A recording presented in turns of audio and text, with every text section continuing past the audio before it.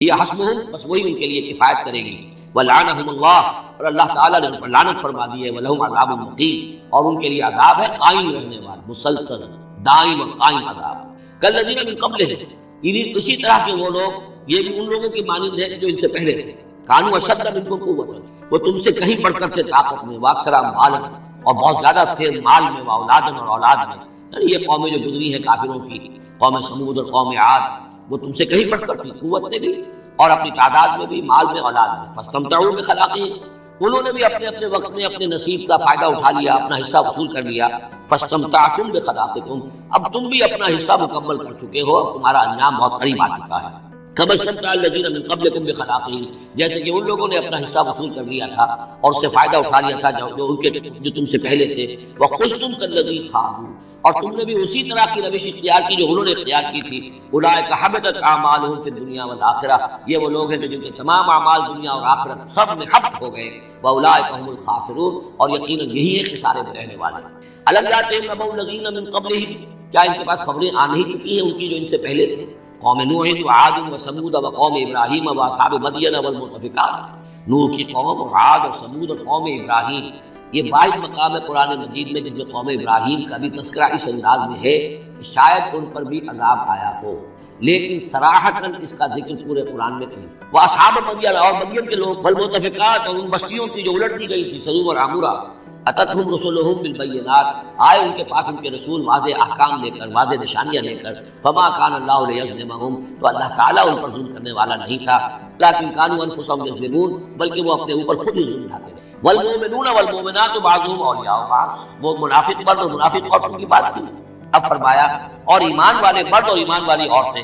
بعضهم اولیاء بعض، وہ ایک دوسرے کے ساتھی ہیں، ایک دوسرے کے پشت بنا ہے، مددگار ہیں، یامرون بالمعروف، ان کا طرز عمل یہ ہے کہ نیکی کا حکم دینے، مشورہ کرتے ہیں، وینہون عن المنکر، بدی سے روکتے ہیں، ویقیمون الصلاۃ، نماز قائم کرتے ہیں، ویؤتون الزکوٰۃ، اور زکوٰۃ ادا کرتے ہیں، ویطیعون اللہ ورسولہ، اور اللہ اور اس کے رسول کی اطاعت کرتے ہیں، اولئک سیرحمهم اللہ، یہی ہے وہ لوگ جن پر اللہ تعالیٰ رحمت فرمائے گا، ان اللہ عزیز الحکیم، یقیناً اللہ زبردست ہے، حکمت والا۔ اللہم ربنا اجعلنا منهم۔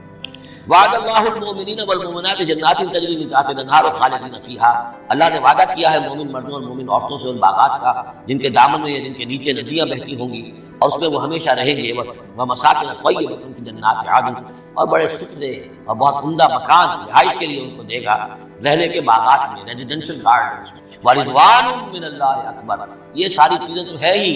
سب سے بڑی شے یہ کہ اللہ ان سے راضی ہے، رضا اللہ کی وہ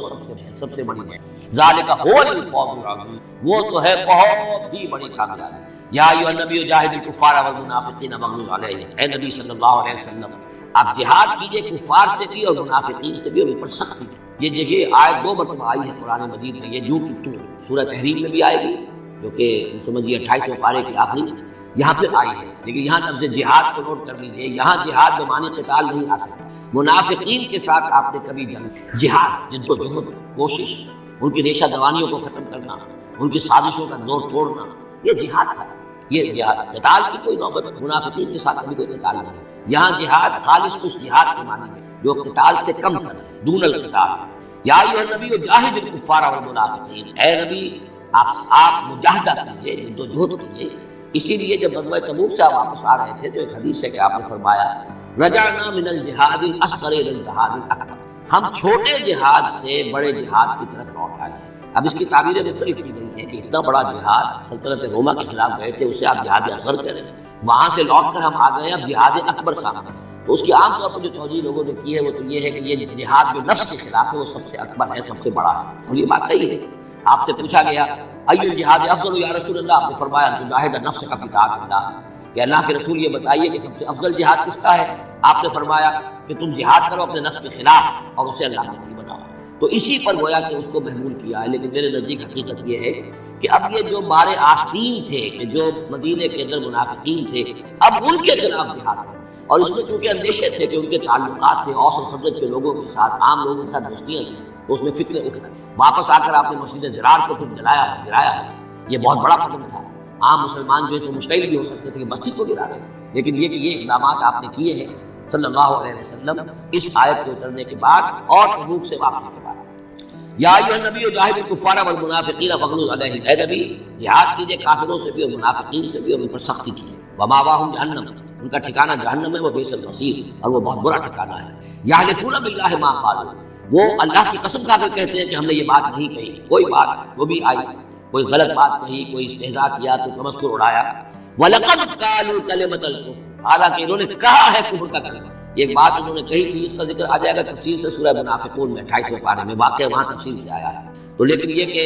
کسی نوجوان نے آ کر حضور کو بتا دیا کہ میں نے کہا ہے. اب حضور نے طلب فرمایا، اس نے کہا نہیں، یہ بالکل جھوٹ بولتا ہے اس نے، اور اس نے خامخواہ جو ہے فتنہ اٹھانے کی کوشش کی ہے. تب یہ آیت نازل ہوئی، اللہ نے اس نوجوان کو سچا کیا اس آیت کے ذریعے کہ جھوٹ وہ عبداللہ ابن ابی بول رہا ہے، یہ نوجوان نہیں بول رہا. یحلفون باللہ ما قالوا، وہ قسم کھا رہے ہیں اللہ کی کہ ہم نے وہ بات نہیں کہی. وَلَقَدْ قَالُوا كَلِمَةَ الْكُفْرِ، حالانکہ وہ کلمہ کفر. وَكَفَرُوا بَعْدَ إِسْلَامِهِمْ، اور وہ اپنے اسلام کے بعد کفر منکر ہو چکے، کفر کر چکے. وَهَمُّوا بِمَا لَمْ يَنَالُوا، اور انہوں نے ارادہ کیا تھا اس شے کا کہ جس کو وہ حاصل نہ کر سکے. یہ ایک خاص واقعہ ہوا تھا کہ جب تبوک سے واپس آپ آ رہے تھے تو ایک موقع پر آپ عام راستے سے قافلے سے ذرا ہٹ کر ایک پہاڑی راستے کی طرف سے آپ کا گزر ہوا، اور وہ تنگ راستہ تھا، وہاں سے بس ایک ہی اونٹ ایک وقت میں گزر سکتا تھا. حضور کے ساتھ دو آپ کے صحابہ تھے.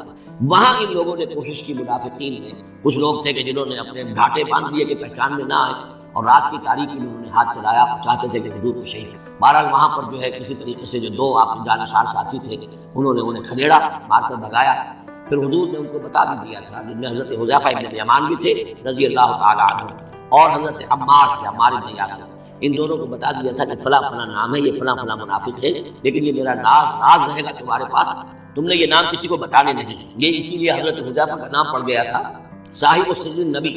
نبی کا ایک راز ہے اس کے پاس، نبی کے ایک رازدان، وہ حضرت حذیفہ ابن الیمان. وَهَمُّوا بِمَا لَمْ يَنَالُوا، انہوں نے تو ارادہ کیا تھا وہ چیز جو وہ حاصل نہ کر سکے. وَمَا نَقَمُوا إِلَّا أَنْ أَغْنَاهُمُ اللَّهُ وَرَسُولُهُ، اور یہ نہیں انتقام لے رہے مگر اس شے کا کہ اللہ نے اور اس کے رسول نے انہیں غنی کر دیا. اللہ اور ان کا رسول ان کی طلب مال کو دیکھ کر انہیں صدقات میں سے، مال غنیمت میں سے بفراغت دیتا رہا، من فضلہ ہی، اپنے فضل سے. وَإِن يَتُوبُوا، اب بھی اگر توبہ کر لیں تو یہ ان کے لیے بہتر ہوگا. وَإِن يَتَوَلَّوْا، اور اگر وہ پیٹ موڑیں گے، يُعَذِّبُهُمُ اللَّهُ عَذَابًا أَلِيمًا، اللہ انہیں عذاب دے گا، بہت دردناک عذاب، فی الدنیا والآخرہ،